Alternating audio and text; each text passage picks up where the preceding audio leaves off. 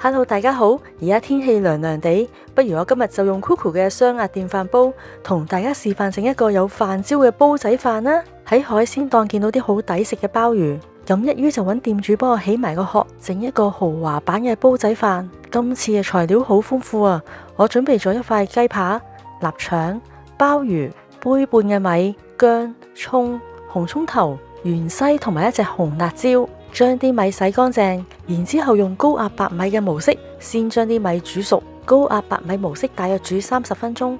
呢個時候我就處理個冰鮮嘅雞肉，為咗清除啲雪味，我就用鹽水浸佢一陣。呢個時候就可以準備醃雞肉嘅調味料。將用鹽水浸好嘅雞肉洗乾淨，因為我想食得健康啲，所以我就會去皮，再將啲雞肉剪成細細件，咁就可以開始準備調味啦。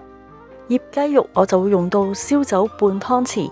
生抽1湯匙，蠔油都係1湯匙，再加2茶匙嘅糖同埋2茶匙嘅粟粉。為咗令到啲雞肉更加香，我就加少少麻油同埋少少胡椒粉。撈勻之後就擺喺度醃佢一陣，之後就處理臘腸，用水洗乾淨，搵啲熱水浸軟佢，就可以用刀切成一片片。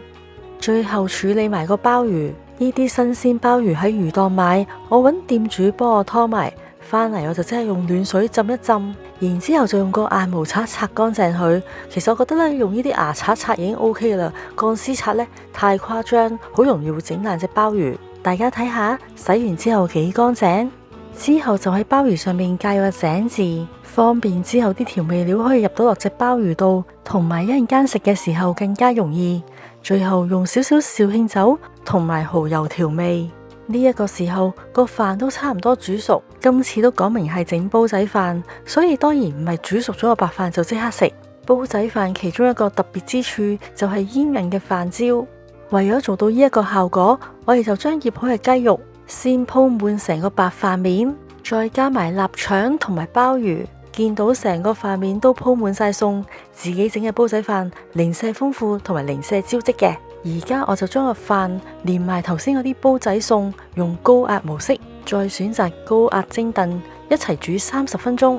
呢個時候就可以開始準備煲仔飯醬汁，加少少油喺隻鑊度，爆香啲薑蔥、芫茜同埋紅蔥頭，加2湯匙水、2湯匙生抽、半湯匙老抽同埋大約1湯匙嘅蠔油，再落1茶匙嘅糖。如果中意食甜豉油嘅話，可以落多1-2根。最後再加少少麻油，咁呢個煲仔飯醬汁就完成啦。倒入個碗仔度備用。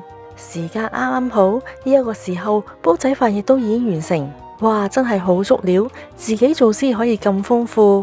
煲仔飯個精髓就係個飯焦，我而家就滗佢出嚟，睇個飯焦有幾勁。真係好掂喎，黐住飯煲邊嗰啲全部都係飯焦。用 Coco 雙壓電飯煲整煲仔飯真係好方便，最緊要係唔使睇火，都可以輕鬆整到一煲好多飯焦嘅煲仔飯。我而家再滗多1斤飯俾大家睇下，咁樣睇唔覺得有啲咩特別，但係反轉呢，就係大大塊完美嘅飯焦。我之後俾屋企人試食呢個煲仔飯，佢話完全神還原啦，完全同出邊嗰啲煲仔飯一模一樣。因為我自己咧平時個飯量咧就係少飯多餸，出邊食咧啱啱就調翻轉，多飯少餸，好難滿足到我。而家可以用 Coco 雙壓電飯煲自己整，真係整到多多餸都可以，啱晒我呢一位食肉獸。最後再加啲芫茜葉同埋紅辣椒粒做點綴，呢個簡簡單單又容易整嘅鮑魚臘腸滑雞煲仔飯就完成。